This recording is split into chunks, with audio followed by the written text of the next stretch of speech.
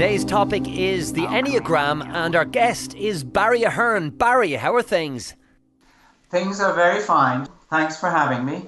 It's great to have you on, and I'm very much looking forward to this chat. And there's a question that I ask every guest that comes onto the show, and you're no exception. So I'm going to ask you a little bit about your background and how you got from where you were to where you are now. Well, I was a teacher up to about 20 years ago in a secondary school. And up to that point, that's what I did. And then I took leave of absence and did other things. And in the course of which I came across a book that was handed to me called The Enneagram, Understanding Yourself and Others, by a woman called Helen Palmer. And I began to read it. And I found it very, very interesting. And I began to look and identify what it did was it described different ways of seeing and thinking. So what she was doing was she was describing the different ways that people see and experience the world. And there's nine different personality styles with them. So when I read my own one, I was quite taken aback with both shock and horror, because I had never seen anything described that illustrated my internal world in that way. I had studied psychology in college, and over the years I also had done courses in counselling and been involved in that kind of world along with my teaching work. And the psychology I took at college at that time didn't resonate with me at all. I mean, a lot of it was just stuff that I don't know. We were looking at behaviours of rats and dogs and that kind of thing, but there didn't seem to be very much about what motivated people to think and see with whatever they were going on about. So, because this book by Helen Palmer resonated so strongly with me, I wrote off to see does she teach it, or what does she do with it, or whatever. And I found out by accident that she was coming to Ireland. So when I attended the course, it was there in Milltown Park, 1998, and there must have been about 150 to 200 people in the room. And what she did was she interviewed the exemplars of people with each of the personality styles. There's 9 in the model so far. At least that's all that have been discovered so far. I mean, to me it seems complete. I haven't met anybody who hasn't, if they give it a chance, found something that they could identify with in them. So I was quite excited by what I saw and with her way of handling the material. And one of the quickest decisions I made was to go and do some training.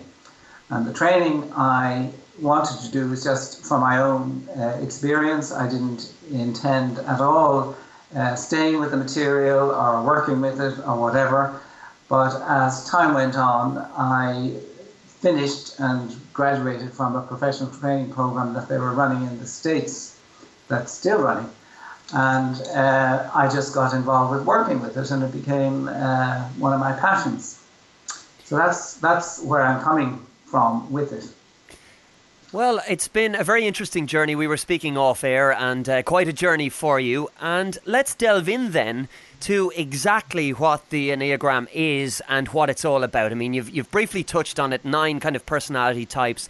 But let's go into the all-encompassing look before we kind of, I suppose, focus on what exactly those 9 types are. Okay, so what it is, as mentioned, is at least, I suppose Helen Palmer describes it as we are all born in a kind of, with a level of awareness that I suppose Eckhart Tolle in his writings would call, we're aware of the power of now, as it were. We're in the now. So if you look at small children, they're very much in the now. They're responding to things as they are. If they're hungry, they'll cry. If they're unpleasant, slightly disturbed or whatever, they react and whatever. But they're looking around them. They're open to the world as it presents itself in. So they haven't been conditioned, as it were. They're very conscious of a state that's often called non-duality. Yeah. There's no now, there's no next. There's just at least there's no now. Sorry, I take that back. There is no next and there's no past. Memory doesn't really fully kick in, for instance, until we're about 7 or 8. And the frontal cortex of the brain hasn't fully developed. So what we're presented with is raw, if you like, but very vulnerable child, and who is very excited by the world. But sooner or later, we get messages from the environment that cause us pain, and we don't know how to deal with it. And these are registered in, if you like, the lower parts of the brain. But because our frontal cortex, for example, being one part of the brain, isn't fully developed, we can't understand it. We don't have the wherewithal to know why this is so. So, for example, you might have a child who sees a lovely dog or a pony across the other side of a very busy road. And because children get very excited and they're into pleasure and what pleases them, they may make an attempt just to run across the road. But for some reason or another, if they're with good caretakers, they might hear a scream from mother or father, and they might, in their mind, from their point of view, experience a very aggressive, if you like, action to take them away from danger. Yeah. But the child doesn't see the danger. The child just sees whatever is delighting them. Now, that's a very simple example, but if you like, the child isn't aware of the human condition that we're born into, and that it is a limited world. Excuse me, that it doesn't tolerate this experience of the now. It does when we become fully mature and we have the challenge to go beyond the self, as it were. But so the child has to make up ways of understanding and ways of coping with the difficulties that they encounter as a child. And this goes for regardless of good parenting or whatever. You know, children have to be held back from a fire, things like that. So they make up a strategy. And the strategy, if you like, becomes part of their personality. So it's almost like, well, when I know I'm in danger, maybe one way of strategizing is to make sure I can look for the signals of danger so that I can learn to predict what's going to happen next. So if that pattern becomes pronounced and it seems to serve them well, they can become one of these personality profiles. Very often we talk about them as a skeptical person. They begin to doubt that the world is friendly. They begin to doubt their own sense of self, their own authority or whatever. Now, another child from a similar pattern, you know, in my family, extended family circles, there's sets of twins, for example, and I've observed them as they're growing up, but even their parents will tell them that from a very early age, from their earliest weeks, the temperament was very different.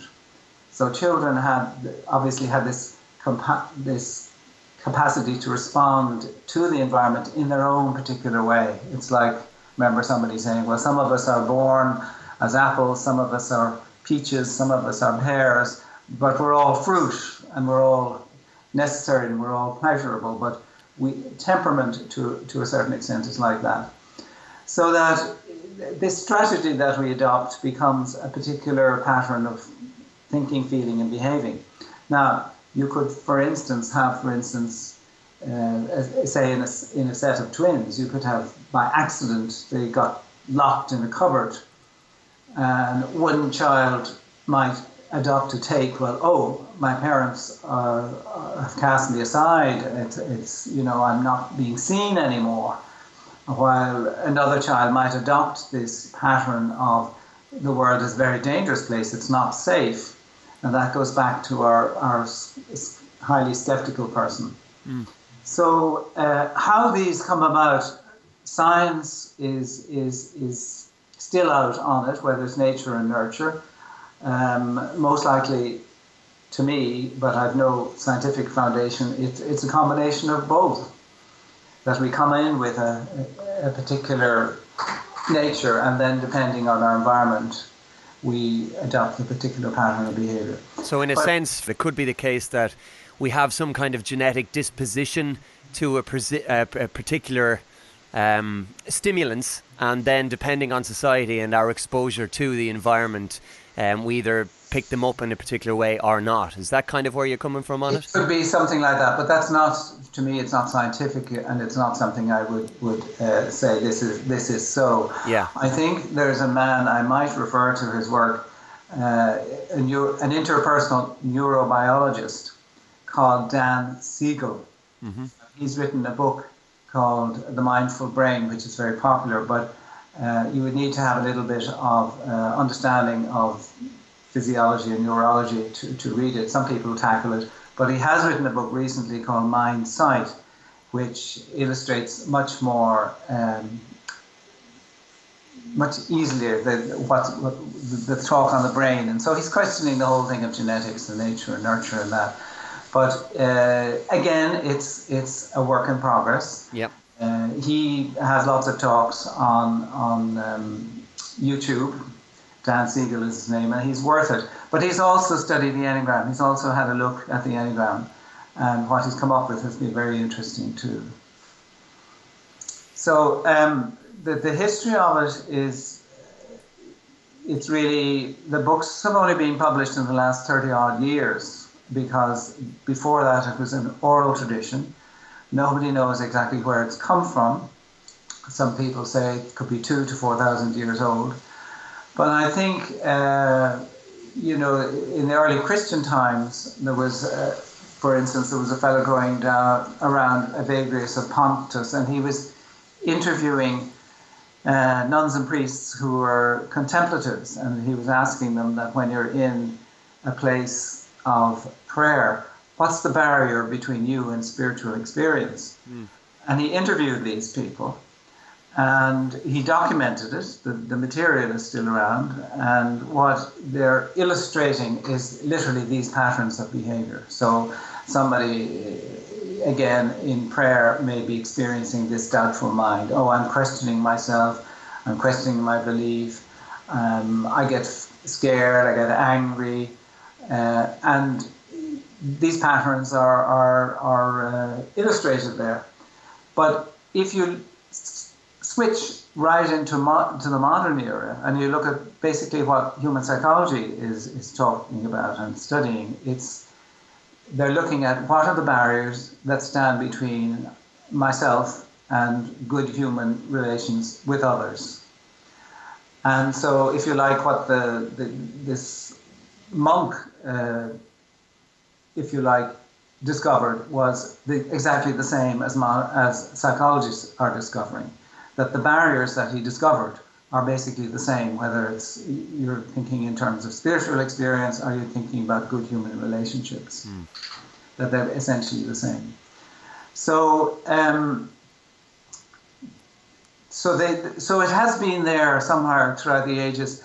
There's a friend of mine at the moment looking at Dante. He wrote the Divine Comedy. Yeah. Because what he describes there, the 9 habits of the people and what happens to them. And I think her thesis, and we're going to be going to Florence to run a little conference on it for those people who would be interested. What he's describing as these patterns of behavior, and that basically the hell that we create is the hell we get through a lack of awareness of what we're doing.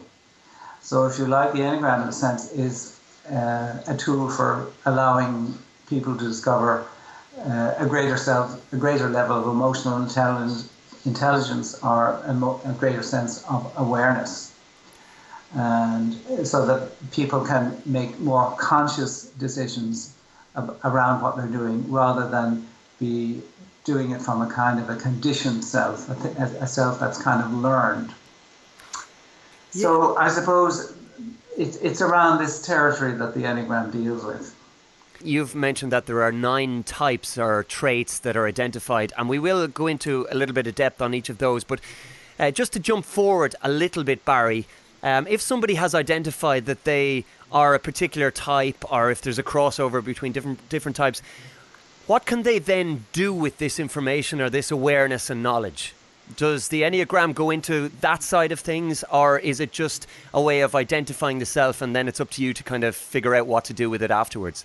Yeah, well, just before we go, I would be reluctant to go through the 9 in a sense, because to serve them properly, you'd need to spend a considerable amount of time on them. For instance, we do, and sometimes that could serve only to confuse people. I think sometimes, the information is out there, let people decide it. But in this short interview, it wouldn't be serving them right. And but for example, what do people do? Well, if I take one, we often call it the number 1. There's one who is very focused on improving things, improving themselves and improving others around them. And so where 95%, for instance, when it comes to standards, are okay, if we reach a 95% level of accountability, this particular profile will focus on that 5% that's not quite right. Now, the 5% might be irritation over what somebody said, or most likely irritation about the way they expressed something to somebody. They may not have thought of it as being very coherent or whatever. They may take time over writing an email, writing a letter to somebody. Is it expressed properly? But what they're very conscious of is having a very strong critical sense of themselves. It's often called the inner critic. It's a highly developed superego that as soon as they, if you like, come to some decision on something, it's almost like this inner critic is going to come in and say, that's not quite right. So they can be very, very hard on themselves. And they're very, very detailed orientated, and they spend a lot of time refining things in order to get it to that perfect state. And they'd say that they rarely get there. So what they do in the process is they shut down on a lot of their own emotions. They shut down on their own anger, because they say, well, a good and a virtuous person is somebody who has everything under control. And so they can appear, they can look very controlled, very tight jaw or whatever. And how we know they're around very often is that they always have this eye for improvement, and they want to do their best in that. But you see, this isn't always helpful, because I've worked, for instance, in hospitals, doing work with teams and on leadership and that. And you would ask a group of clinicians, I said, how important is it that you get 95% right? We know that obviously when drugs have to be prescribed, and there's no room for anything but 100% and more. Yeah. But for instance, if the laundry is due to be delivered at noon and new beds made by 12:30, and that's the hospital routine, is it, say, in this particular area that you're working in, a clinical emergency if laundry is 3 hours late?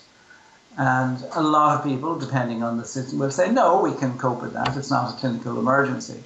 But whereas a 1 will be very annoyed, very angry internally if the laundry isn't delivered the minute after, or the 2 minutes after, or the 3 minutes, and the longer it goes on, the angrier they become. And they will sit on that anger. Now, if necessary, they will say it to the person who is responsible, because in their eyes, if we take on responsibility, we have to do it well.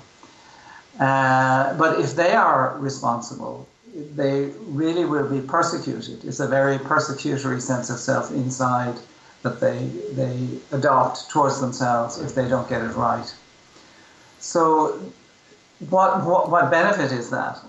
Well, one of the benefits is what people very often express initially, not always, but it's almost like, oh my God, I've never had this description of the inner workings of myself in such a vivid and in such a vivid way. And that itself brings a certain amount of freedom to it. I said, oh my, it's like some people, when you point out, well, there's millions of us walking around with this particular pattern. And it's in the articulation of this that we develop a greater level of awareness. And it's about developing this inner observer within ourselves, which is neutral. And the quality of this inner observer it's like this reflective self. Yes, I can reflect on what I did yesterday. I was angry at that time, or I was irritated at that time, or whatever. But in applying that inner observer or that reflective self to what you're doing, you can bring about change. And one of the challenges for these people, the people, if you like, of an angry mind, or the perfectionists sometimes they're called, depending on the books you read, the challenge is to see, well, what can I do to lower this, if you like, lower the effects of this inner critic? And one of the things they do is just gradually reduce standards. It's not about compromising or anything, but that it's coming to realization that everything has a perfection in itself. That there is a certain level of tidiness, for example, that's okay. But this perfectionist type may spend a whole evening being irritated by a picture that's hanging crooked that nobody else will match. So it's not about disowning who they are. It's not about being somebody other than you are, but it's about bringing the charism out, but knowing it's like a double-edged sword. It's knowing when to use it and when not to use it. So essentially what we could be looking at here then is a template or a method for identifying the root of our personalities, our ego fixations, whatever it might be, as opposed to always focusing on the symptoms, which is not really going to get us anywhere if we want to be able to kind of become more aware. Yeah, it's like it's almost like you need to adopt some sort of a technology or a technique in order to deal with that. And one of them is just to start paying attention to what you're paying attention to. Now that sounds very, very odd, but that's very different to unconsciously operating, which is where you're absolutely oblivious as to what you're actually doing. So, for instance, the clinician who comes in and notices the laundry, giving that example, the laundry is being delivered 5 minutes, 10 minutes late, variable, could decide to be hanging on to this fact that somebody isn't there at noon on the dot. And if people are going to do their work, they live up to their expectations, and if the contract is for noon, that's when it's to be met. Otherwise, it's broken. And they could be spending all their time just getting I know this is a very simplistic example, and I want to apologize to all people who identify with ones, because not every one is going to get irritated by the same things. We are all very, very different. It's not a stereotyping system. So what will bother one perfectionist type will not bother another person, So one of the, if you like, the downsides of the Enneagram, and people who don't know it very well, is they suddenly look on it as a stereotyping system and say that everybody, so they decide that every type 1 who can't tolerate lateness in the delivery of a contract, and that's not necessarily so. But it depends on what's of concern to them. But getting back to the example of the one in a clinical setting who notices this delivery isn't on time, they spend a lot of time getting very, very irritated with themselves, very, very angry. And they could also be angry with other people. And if it's until they start noticing, yes, I'm getting angry. Can I relax into that, let it go, and that look at the broader picture, which is that it is okay for people at times to be late. So it's this gradual awareness. So it's formed on the premises, and the if you like, the neurosciences have come up with interesting material on this. It's around what we pay attention to is where our energy will go. Yeah. So if the dog is barking outside, we're going to pay attention to the dog. So if you have suddenly hear a very loud knocking on your door outside, your attention is going to switch away from this interview. Yeah. So if you like, each of us have this personality style, which is like this habit that we are working to obliviously. We're walking around asleep to ourselves. And the Enneagram is one method of just becoming more awake, in a sense. So that our energy will follow what we pay attention to. In order to change that, we have to start self-observing. So it's like, okay, there's somebody banging outside the door, but I'm at this interview. So we have to form, if you like, get into the habit of doing that, because doing that never becomes habitual. The personality type or the pattern is very habitual. It's our brains, and again the neurosciences will tell us this, our brains are literally hardwired into repeating these patterns of thinking, feeling and behaving all the time. So the way out of it is to pay attention to what these patterns are about, and seeing if I can breathe and let them go, relax and come back to the moment. And there's enough data and literature on returning to the power of now. I think what Eckhart Tolle is talking about very succinctly is the way we get locked up in our minds around things. Byron Katie is another person I'd highly recommend it for people to watch about working on these thought patterns. And you don't have to be working on the Enneagram. What the Enneagram specifically does is give you an illustration of where these drives and these motivations are coming from. And I think therein lies the problem for so many people, in that while we're all aware of the conscious versus the subconscious to a certain degree, actually delving into the subconscious and managing to identify what's actually going on there when it's not presented right in front of us in an obvious way is hugely challenging for most people. So how do people identify with the characteristic roles, and how do they then learn to actually become more aware and to put it into practice in daily life? Because we can see from what you're saying there, Barry, I can immediately see the benefits of being able to identify with a particular role. Or you've mentioned stereotypes. They're not stereotypes, and I can see how they're not. So if we can identify some of what's going on in our own subconscious, how can we then work with that? So A, how do we identify with it? And then B, how do we work with it to benefit ourselves and our lives?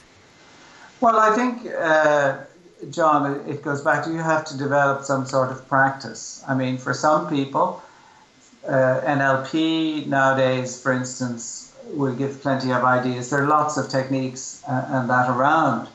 But I think to this number one is just to make it a habit, keep a diary or something of noticing when I did get irritated and angry and questioning, well, was it necessary? Another way, obviously, is form some form of practice which involves breathing, whether it's meditation or whatever. I think we have to do that. And I think we're very resistant. This isn't a criticism, but I think as human beings we're very resistant because we're so hardwired into dealing with this material which happens in early childhood, and this has nothing got to do with the Enneagram per se. This is just the whole of the way our psyches operate. But I think we are living in an age, and Dan Siegel says this, where we are being bombarded by stimuli all over the place. And he would say that when this happens, that, if you like, our brains become, overstimulated, and they begin to shut down, and because of this, if you like, compactness, our neurosystems just become so compacted, we shut down, and we really become oblivious to what's going around us. But they will also point out, the neuroscientists, that there's a capacity in the brain for the we, this greater universal self. You can see this, we have in Ireland a great sympathy, if you like, towards people who are suffering in the third world. Like, per head of population, we give very generously to that. And I think this is perhaps from our own experience of that we've had from either parents or grandparents who came up in harder times than we had. And of course, the memory of the famine, perhaps, that we know what it was like and what has happened to the country, what happens in the country when people don't have enough to eat. And I think this is where we, as a race or as individuals, we can identify that, yes, these people are our brothers and our sisters. There is this capacity in the brain, literally, that can be identified, which is around the we. But we're very much living in a world where it's if you like, this sense of self that's being overdeveloped is this sense of identity is the me. It's about me.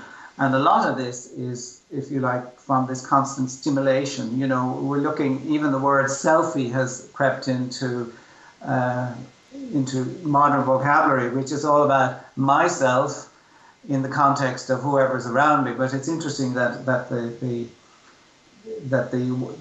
word selfie has crept in. And this shows us how far we've got in developing, if you like, the we, and lost sight of how far we've come in developing the we, developing the me as opposed to the we. Now, and this development of an identity around a me results in us feeling separate from other people. That it's this separateness, and because we seem to have lost this connection with the we. For instance, there's a lot about climate change going on at the moment, and one of it is results from our sense that we can use the universe as a trash can. I can throw things away and use them, and I don't have to. They're infinite resources, which there aren't. And it's not until we start bringing about any change that we develop this sense of the we, this globalized, that we're interrelated and that we're interdependent, and that our brain's propensity to believe that we are separate is basically a delusion. And the brain is telling us, well, we're confined to the boundaries of our skin. But in fact, this other part of ourselves, if it's developed, is that we are all interdependent and interconnected. And the challenge is to realize that we're all on this planet, and we're all, if you like, interdependent and interrelated and all the rest. So we've if you like, the Dalai Lama has been saying for years that war is an out-of-date concept. And it's the concepts that are running in our minds that are very limiting, that hold us back from this sense of self that can embrace the we. It appears to me that there is a huge collective cognitive dissonance with regard to any kind of change of thinking or awareness or self-exploration, because we're in an age now where the information is easier than it ever has been to access, and many people are reading and examining spiritual concepts as opposed to the material world on a scale that I don't think has ever been done, certainly in modern times, to my knowledge. Yet it almost seems to be as a form of entertainment as opposed to people seeing it as a personal challenge that they would like to delve deeper into. And on a personal level, I think that's quite a frustration, because I think if people knew what to do with the information and the knowledge that they seem quite keen to acquire, there would be some kind of all-encompassing change on a spiritual level, as opposed to the material world where we see advances in technology all the time, and it's the latest iPhone this and it's the latest Wi-Fi that, or whatever it might be. And I think there is a huge amount of cognitive dissonance in that people, if something is inconvenient to their existing paradigm or their method of programming, well, then they will prefer to cast that aside, even when faced with the truth. It could stare them in the face and it still is invisible. Would you have any kind of thoughts or a comment on that, Barry? Well, I'm not an expert in this. I mean, my specialty is as a, if you like, a humble Enneagram teacher, so I don't really, I mean, I've thought plenty of thoughts about it as people, as all of us will do. But I think, you know, you're right about that. We have access to an enormous amount of information. And but I would go back to the piece around, we have to literally be able to stand back and reflect. And if our minds are so cluttered up with data that we haven't reflected on, we're going to get stuck in this me identity, which is going to look for this constant pleasure, whether it's from ideas or whatever. Ideas don't give pleasure. I mean, they're exciting, but an idea has to have some connection with, if you like, our emotions and our instincts. So, for instance, the Enneagram illustrates 3 levels of intelligence. There's the intelligence of the mind, there's the intelligence of the heart, and there's the intelligence of the body. And if you like, the neurosciences, again, the Enneagram, as we're saying this, are coming up with this sense. So if we want to make an integrated decision, we have to use all 3. So if you like, we in the West have become very cerebral in that sense, and we've lost sense of, well, what are the emotions, what's our empathy about, and what about our bodies, our visceral perception of the world and that kind of thing. So that there's a part in the Enneagram that illustrates that kind of thing. So for instance, 3 of the Enneagram styles are identified with head-based issues. So for example, we use our heads to connect data, to gather information. We use our heads to remember what's happened, and we use our heads, for instance, to plan future occurrences or whatever. But the dilemma for a lot of head people, or head-based people, is that they're basically rooted in a fear. They need to know things in advance. When there is nothing, we can't know what's going to happen. The ceiling could fall down in the next moment, but there's nothing we can do about it. Yeah. Life is unpredictable. All we have is the now. So likewise, I don't give lectures per se. In fact, I'm resistant to speaking at length about the Enneagram because I like a lot of interaction with people. Sure, yeah. But I was talking about the 3 centers, so I better just finish it before I launch back to why I don't like lecturing per se. But if you like, so we looked at head-centered people who are basically looking at what we use our heads for: insight, understanding, gathering information, and that. Now the heart, there are 3 of the types involved. If you like, they give a priority to the heart-felt emotions. So they're interested in image, compassion, personal importance, you know, how am I in relation to you? Am I accepted, whatever? And they need to get a sense of autonomy around relationships and personal value and image and that. And then there's people with this body. 3 of the types are very, if you like, centered in the body, which is around getting a visceral perception of the world via the visceral body. And so instinct, will, power, strength, helplessness, justice, sexuality, humor, that kind of thing, and doing things is important. So if you're buying a house, for instance, we use our minds to make decisions about finance and planning, when we can move and things like that. The heart intelligence will tell us, is it a nice neighborhood? Are people nice? Do I think I can, relate to the community in this area. And then, the body intelligence will look at, well, the structure of the house, how it's held together. It's like the whole structure of the plan, as it were. Is it the right place? Is it the right place for me to be? Is it the right place for a house to be in, and so on? So these intelligences are operated. So in all the 9 types, we have a bias towards one of them, and that in itself is limiting.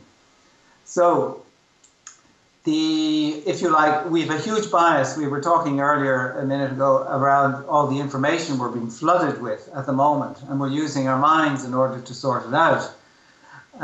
But we're not questioning very often. We're not standing back, questioning it, and developing, if you like, our reflective practices. But then stepping forward to where I was, the reason I got the cough is I really like people to engage with the material, and the approach I would take, and the approach I've been taking with I've just discovered in recent years, it's very like Socrates' approach. I'm not calling myself by any means a Socratic or a Socrates, although I might be a little Socratic. Socrates didn't like to write anything down because he felt that you find the truth in relationship with others and through dialogue, and in a supportive environment, in a sense, people can find the truth. And once you found the truth and you try and write down what that is, you've lost it, because the truth can only be experienced. You only learn things. You know things through experience. So just dealing with data all the time in a mental way isn't necessarily going to bring you to the truth. You really have to find the truth in dialogue with others. And this again develops on, we were talking about the we. So what we do with the Enneagram is we basically engage in that kind of Socratic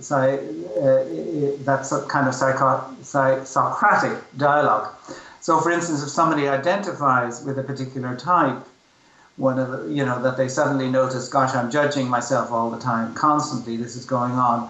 We just dialogue about it, and it's in the awareness of it that people, and in this dialogue, that people develop a level of awareness and a level of reflection about themselves. And that will ultimately set us on the path to just becoming better self-observers. And when we become better self-observers, this self doesn't take the same dominance that it had before when we were working on automatic.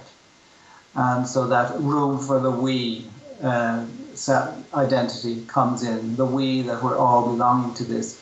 So it's very humbling. I've interviewed many, many hundreds of people who've identified all these particular types. And it's very humbling when you see 5 or 6 people, all who share a similar pattern of behavior and thinking and feeling, share their stories in their own particular way. You can just see the universality of the human condition, the universality of human suffering, and the extraordinary courage and inspirational way people deal with their lives. So getting back to your question, how do we do this? We have to start looking at ourselves. The only person we can change is ourselves. So there's nothing we can do, really. We know, for instance, wars have been taking place all summer, and they're very distressing, but there is nothing we can actually do to rectify that. But what we can do is ask the question, what can I, as an individual and as a practical way, rather than getting distressed about the wars, which is only going to distress me, it's going to do nobody any good, what practically can I do in make my own small step? So that we get bombarded by, if you like, a lot of information from a lot of sources, and it numbs us out. The brain just becomes compacted. And we just still stay in this we position. Mm. And one observation then, Barry, the contradiction, or at the very least the paradox, or an apparent contradiction that seems to exist, just to me as I'm observing here, when we look at the organic flow of consciousness, and that's what we're trying to get towards with awareness and with the Enneagram, And then on the other side of it, we have boxes and categories and paradigm, and it does seem to be quite a categoric-based system. Is that a contradiction, or how would you address the question? Because it does appear to me that in trying to shatter a paradigm, we're creating another one. Well, I suppose we have this capacity to categorize. And what I often use, if I'm introducing the Enneagram, a sheet of music. Mm-hmm. Music has, since people learn to write symbols down, and I had a very interesting experience with a little niece of mine. She must have been about 5, and we were looking at the piano. I'm not a piano teacher, but I know how to play the odd tune, and we were looking at little simple piano things, that she twigged on to this sense that what I'm reading on a music sheet is a language. And for some reason or other day, she started copying these notes down on a piece of paper just out of her own interest. And I said, to her, why don't you write your own notes down or your own symbols down for the tunes that you might have in your head? Right. And this child of 5 started doing that. It was just, to me, it was miraculous. It was just amazing. That somehow I could see her mind thinking, gosh, when I see something written here, it invites me to play a sound. Now, if I hold up a sheet of music to people and I say, this is Beethoven's or U2's latest song, it will mean nothing to the people in the room unless they can perhaps read music. Mm. But if I play the music, they all know exactly what it's about, and they don't have to understand the architecture. So there's a translation there.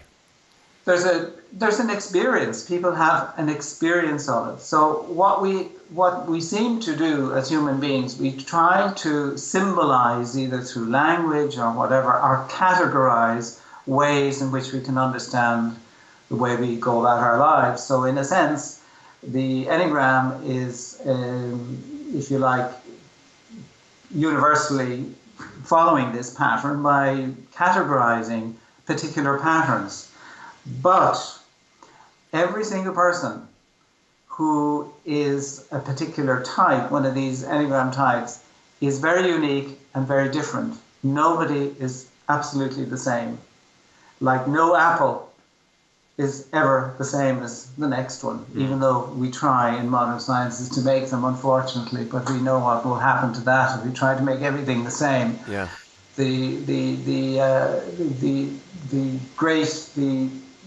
thing that we have to twig on to is that the planet, as human beings do, it's constantly evolving. We're in a constantly evolving process. So what the Enneagram has come up with is some way of identifying patterns of behavior, but everyone is basically very different. We're much more than this category. The category is only a very small aspect in the greater scheme of things. But it's a help, it's a little tool which you can use to develop a practice of self-reflection. There are lots of them out there, lots of different tools, and the Enneagram won't suit everybody. But I think, for me, it's obviously my passion because it is a great door opener for people who want to take the leap into it. But some people will come and try it, and some people will, and they say, very interesting, you may never see them again, while others come and they study it for years. And in my experience, it transcends all boundaries. I've worked with people in addiction centers. I've worked with leaders of industry, with academics. I've had psychiatrists come along and listen to Enneagram panels with a view of the study. There's a lot being written about it by psychiatrists. And, it's a kind of an accessible model. It's just one of these tools that people will take to, or some people, if it suits them. And is there any crossover then at all with astrology and the signs of the zodiac? Because again, that's another kind of a categorized base system that a lot of people use. Well, I don't know anything about astrology. I mean, obviously I know Aquarius and that thing, but that's about the extent of my knowledge about astrology. Right. I've never really heard anybody I've met a lot of people giving a talk on astrology and the Enneagram. There's not that I know of. Okay, fantastic. So for somebody who might be interested in exploring themselves further and learning more about the Enneagram, what would the first step be? Because I know it can be very, very daunting when presented with a new model or a new system, and there is so much reliance on the self, and of course the work and the hours have to be put in by the individual to get to the we. So how can people start? Because I think that would be, I suppose, the obvious question at this point. Well, the first start around the Enneagram, if you like, it's in one way it can be looked on as a tool for self-observation. Whether you're a leader of a company, or whether you're a doctor or an ordinary helper or wherever on the world. For instance, one of the first steps in alcoholism is the challenge to sit back and take a look at yourself and say, well, this is a habit I've developed. It's my choice whether I do something about it. And for people with addictions like that, it's a life and death matter, and it's the choice between living in the gutter and living in happy lives. But in our own civilization, considering the wealth we have that we've had, that other generations have had, and compared to what other people in the world at present have, it's probably we've reached a level of comfort, in a sense, and knowledge and knowing that we can take things forward. We have a great contribution to make if we use our abilities rather than getting stuck in fixed ways. So the first step would be to develop some practice of self-reflection. The Enneagram is a tool. You can find information in books. The Essential Enneagram gives a good little test, but there's also, I think, the difficulty around tests.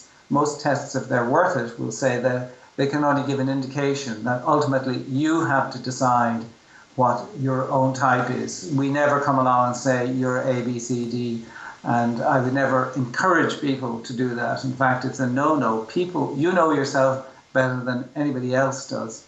So no test can tell you that. A test can give you an indication of things to think about, but ultimately you have to validate it yourself. The other thing is obviously attend classes. There are many opportunities to attend classes. My website is a simple one. It's just enneagram.ie. And if you're not living near places, there's lots of good work on the internet. Enneagram Worldwide, that's all one word, Enneagram Worldwide, for instance, has a good set of videos of each of the types. And for each type, for example, they not only have the written explanation, but for each type they've got 4 separate videos under 4 different headings. Now, I don't know I can't remember them exactly, but one heading might be, how do I know I'm a Mr. 1, 2, 3 or whatever? Yeah. And how does this affect my relationships is number 1. Might be another piece, and they're only 2-3 minute pieces. How this might affect my work, and then the challenges, how I meet the challenges of my type. Now, I'm glad in a sense they're just short excerpts because, in some sense they just highlight key patterns that can help people to identify themselves. But I'd always encourage to get involved in community, to get involved in classes with whatever class will bring them to a level of awareness, and to be aware all of the time that when we come to a class, regardless of what it is, whether it's about saving the world, that we have this propensity to rigidify our thinking and our feeling. And in my experience, that happens in every organization, regardless. And even in organizations which have the best will in the world to serve others, that unless we're taking charge of ourselves, unless we're going back to this me and dealing with it and seeing how this, am I being rigid or am I being frozen into particular patterns of behavior? Life has a way of coming along and challenging us anyway, because life has no bounds. It has no rules by which it operates. It just happens. It just is. So, in your experience then, what do you think would be the single biggest benefit of the Enneagram? Because you're studying it and practicing it for a long, long time. Well, I can only speak personally, John. Yeah, of course. And see, other people like it. You just have to ask them. Personally, I think it's reduced the level of suffering that I inflicted on myself. I think I've become much more tolerant of other people. So, for instance, I really want to thank all the number ones in the world. I didn't ask their permission to give them as exemplars.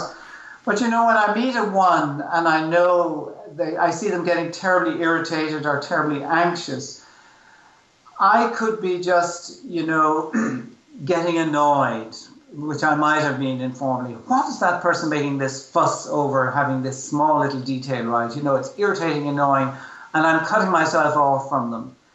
So if I see somebody now, I come along and I say, at the heart of things, these people want to make the world better. They want to have things right.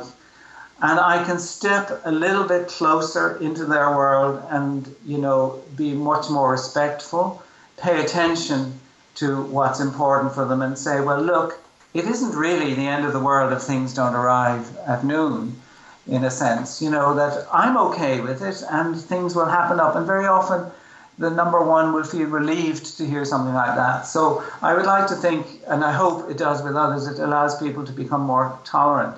A lot of people say it saves their marriage because, after the honeymoon period and you settle down in a relationship, you wonder, one day you can wake up and say, where does this person come from? They're from another planet. We're not living in the same psyche any longer. Yeah. And that's true. They're very different.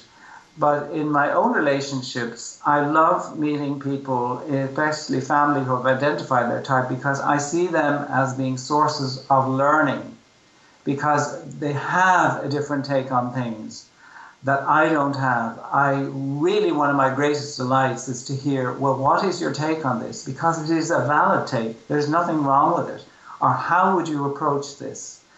And each of these 9 types gives great skills. There's one, the number 9, which is very consensus-seeking. They're natural team builders. They just instantly know what everyone's point of view is, and they know how to bring people together almost instinctively. That's their purpose.